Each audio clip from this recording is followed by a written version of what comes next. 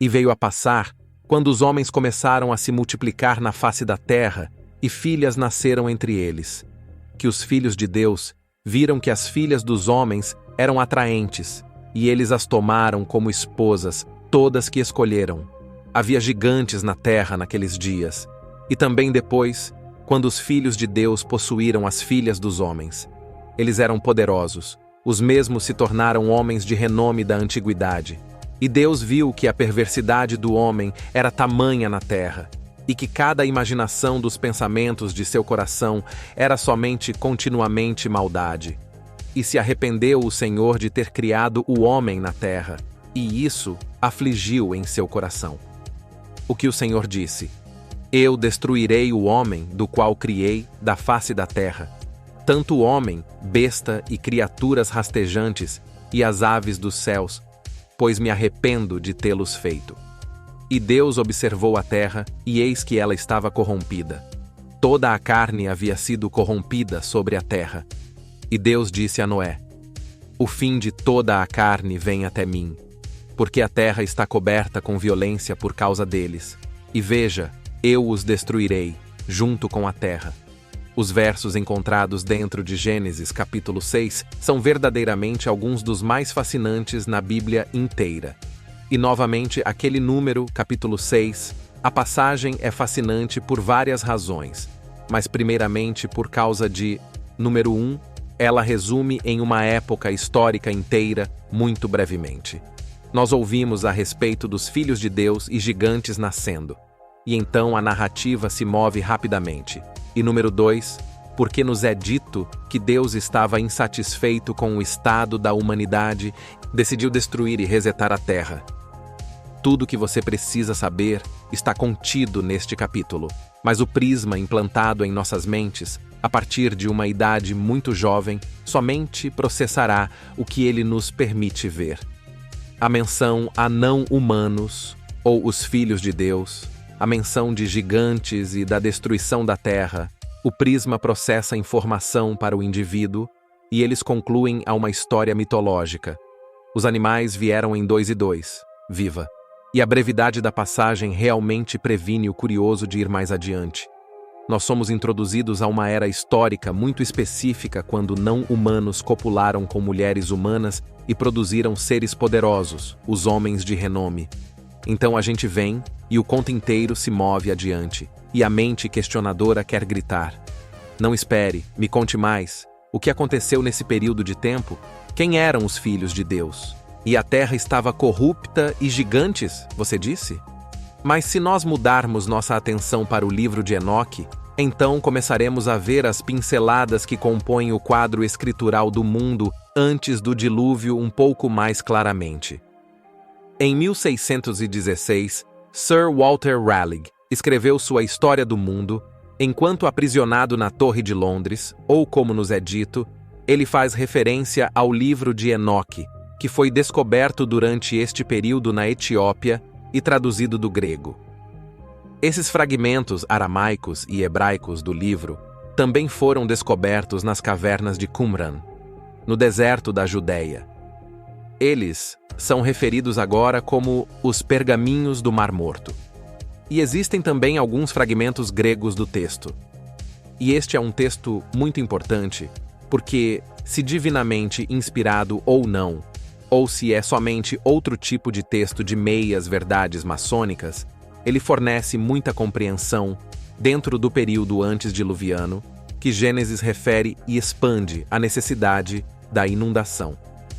Ele também fornece compreensão nos trabalhos dos luminários e do reino milenar profético do Messias que está por vir. Como o primeiro livro de Enoque, o livro dos sentinelas, conta e vem a passar quando os filhos dos homens se multiplicaram nesses dias. Foram nascidos a eles lindas e atraentes filhas. E os anjos, os filhos do paraíso, as viram e as cobiçaram e disseram uns aos outros: Vamos escolher esposas dentre os filhos dos homens, para nos gerar filhos. E Semjasa, que foi o líder deles, os disse: Eu temo que vocês não irão concordar em fazer esta façanha, e eu sozinho devo pagar a penalidade de um grande pecado. E eles todos responderam a ele e disseram: Vamos todos fazer um juramento e todos nos comprometermos por implicações mútuas de não abandonar este plano. Mais de fazer isso, eles desceram sobre as crias dos homens e tomaram esposas, e eles começaram a ir sobre elas, e a contaminar-se com elas. E elas engravidaram e deram à luz a grandes gigantes, dos quais a altura era de 3.000 cúbitos, que consumiram todas as aquisições dos homens. E quando os homens não podiam mais suportar, os gigantes se viraram contra eles e devoraram a humanidade. E eles começaram a pecar contra pássaros e bestas e répteis e peixes, e a devorar a carne uns dos outros. Como você pode ver, as passagens contam o nascimento de gigantes, ou que subsequentemente vieram a ser conhecidos como os Nefilins. São muito similares a Gênesis 6. Interessantemente, é também o capítulo 6 de Enoque que inicia seu conto do cruzamento entre os filhos dos céus e os filhos dos homens, e o resultante nascimento de gigantes. Nós retornaremos à importância desse número em breve, mas o livro de Enoque fornece somente uma compreensão a mais do que Gênesis. Aqui, nós vemos uma facção de seres do reino celestial, ou o que são referidos como os anjos, fazem um juramento para cometer miscigenação genética. E a genética é o cruzamento entre espécies. E o uso do termo aqui estritamente se refere somente a isso, a mistura de genética entre diferentes espécies, como por exemplo, ou humanos com animais e outros seres, como um anjo. E é aqui que o prisma vai inevitavelmente mover mais uma vez. Quando nós ouvimos a palavra anjo, nosso prisma imediatamente produz uma imagem como essa. Esta é uma programação cuidadosamente forjada que tem sido instalada no leitor desde uma idade muito jovem, propaganda por instituições religiosas, feriados nacionais e outros meios culturais. Ninguém verdadeiramente sabe como um ser angelical se parece, e a noção de outro reino, um reino celestial, soa tão absurda como um ser angelical. Mas isso não significa que não exista nenhuma verdade nessas palavras. Os anjos são liderados por um anjo específico chamado Semjaza. O livro de Enoque lista por volta de 18 desses líderes angelicais e os chama de chefes de dezenas. E o texto nos informa que por volta de 200 desses seres descerão com a intenção de cometer miscigenação genética. E a maneira na qual isso é conduzida de longe supera a mera sedução de luxúria. Essas não são ações de quem apenas deseja as mulheres humanas, mas a execução de um plano bem organizado, planejado com uma hierarquia de líderes quase tipo militar. Eles devem fazer um juramento, porque eles sabem que uma vez que o plano estiver em ação, não há mais volta. Ações têm consequências. E Enoque sabia disso tudo muito bem. No livro das visões, ele teve um pesadelo do que estaria por vir. Eu levantei meus olhos em direção aos céus e vi um teto elevado, e com 7 torrentes de água nele, e essas torrentes tontuirão com muita água até uma clausura. E como eu olhei para a altura daquela água subiu acima da altura da clausura e estava fluindo sobre a clausura. O que está claro de ambos Gênesis e o livro de Enoque é que esses seres angelicais, 1, não têm a mesma genética que humanos.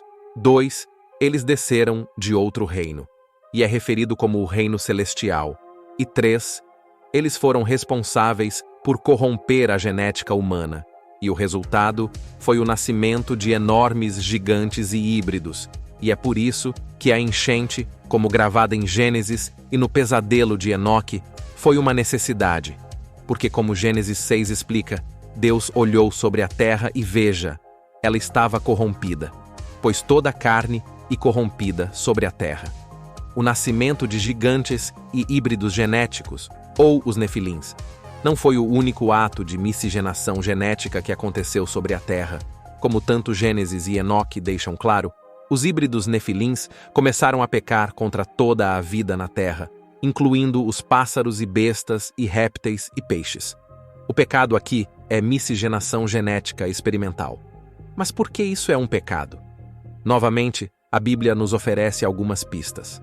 A importância de manter a pureza genética é enfatizada pelas Escrituras e leis de Moisés. Guardareis os meus estatutos, não colocareis dois animais de espécies diferentes para cruzar entre si. Também não semearás no teu campo duas espécies diferentes de sementes. Na primeira semana da criação, Deus estabeleceu uma ordem genética para o mundo. E Deus disse: a terra produza criaturas segundo sua espécie, gado e criatura rastejante e besta da terra, segundo sua espécie. O refrão, segundo sua espécie, é repetido pelo menos 9 vezes em Gênesis 1. O termo hebraico min, que traduz como tipo aqui nas Escrituras, refere-se a espécies. Manter a ordem genética é crítico ao trabalho criativo de Deus. A poluição, a corrupção da linha genética de toda a carne, não foi somente o único pecado dos anjos caídos, como o livro de Enoque explica. Os anjos também foram responsáveis por ensinar à humanidade os eternos segredos que estavam no paraíso, dos quais a humanidade estava se esforçando em aprender, tais como ensinar a eles sobre os metais da terra e a arte de trabalhar com eles. Eles ensinaram à humanidade sobre encantamentos e cortes de raízes, astrologia, os trabalhos das e o conhecimento das nuvens, dos sinais da terra, do sol, da lua, e uma vez contada esses segredos, que inevitavelmente caíram nas mãos dos híbridos nefilins, toda a humanidade começou a perecer. Questões permanecem, principalmente uma: por que Deus não interveio mais cedo quando os seres angelicais desceram à Terra com intenções claras e organizadas de corromper a ordem genética da criação e, portanto, evitando o dilúvio? E 2. Por que manter a integridade genética é de suprema importância? Vamos à primeira questão. É aqui que muitos têm dificuldade com o conceito de Deus ser um ser benevolente, bom e perdoador. Muitos não conseguem entender o conceito de um Deus benevolente, quando existe tanto mal e corrupção no mundo. A resposta para esse suposto paradoxo é simples e está escondida dentro do código da Bíblia e na linhagem de Enoque. Como eu disse antes, Enoque teve um filho chamado Matusalém. Matusalém é um nome muito interessante e se tornou um dos meus nomes favoritos. Seu significado em hebraico é quando ele estiver morto, deverá ser mandado.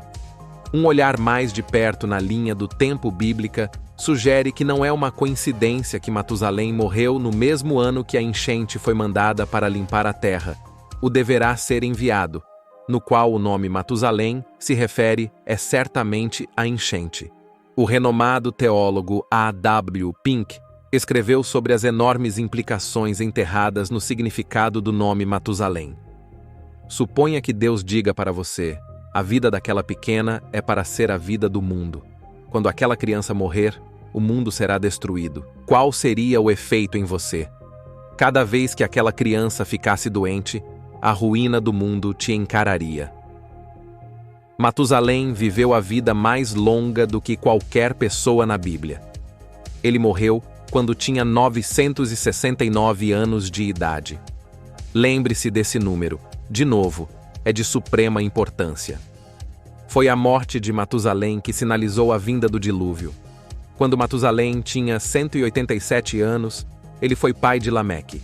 Quando Lameque tinha 182 anos, ele foi pai de Noé. O dilúvio veio quando Noé tinha 600 anos, o mesmo ano que Matusalém morreu. Uma simples equação matemática nos fornece um resultado genealógico de 969.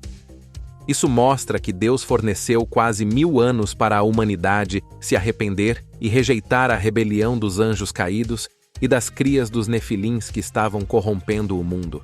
Escrevendo antes de Cristo, 1 Pedro, capítulo 3, verso 20, para a paciência de Deus nos tempos de Noé, quando uma vez o sofrimento prolongado de Deus aguardou nos dias de Noé, Deus esperou quase 1000 anos para os humanos mudarem seus caminhos. Meu espírito nem sempre lutará com o homem, significando que Deus daria à humanidade tempo suficiente. mas não tempo ilimitado. E claro, os humanos não se arrependeram e mudaram, e o intelecto cético, do qual a mente está em vão, decida e pesada de segurar tanta coisa sem sentido, irá bufar de novo e dizer: mas certamente, se Deus é benevolente e todo-poderoso, então ele teria intervindo por que esperar? A princípio, não. O que realmente legitima a existência de tanto bem e mal é o livre-arbítrio. A existência do livre-arbítrio, a habilidade de humanos de fazer uma escolha e suportar as consequências, é o que nos faz livres. Isso é verdadeira liberdade. Se Deus, nosso Criador, intervisse e controlasse o resultado, então nós não teríamos autonomia. Qualquer criador que restrinja a liberdade de escolha, apesar de suas intenções, é por padrão um ditador. Além disso, em um mundo onde o mal é prevalente e a escolha de seguir o ser influenciado por tal maldade cai nas mãos do ser autônomo, então qualquer intervenção antes de ser verdadeiramente necessária seria um ato que legitima o mal e coloca o seu status de poder acima de sua contraparte de bondade. Seguir o caminho certo ou errado é uma escolha e deve ser escolhida pelo indivíduo. As Escrituras nos informam que Noé era um homem justo e perfeito em suas gerações. Não porque ele era sem pecado, mas porque ele escolheu não sucumbir às práticas de seus colegas e seguir o caminho da miscigenação genética que estava sendo carregado na terra, debaixo da liderança das crias nefilins híbridas dos anjos caídos. Noé era uma pessoa sem pecado, mas ele andou com Deus, ou, em outras palavras, o Senhor era o seu pastor, e ele seguiu sua liderança, e resistiu à falsa liderança que eventualmente lideraria para a corrupção de sua genética. Manter a integridade genética, nos é dito, é um componente essencial da retidão porque,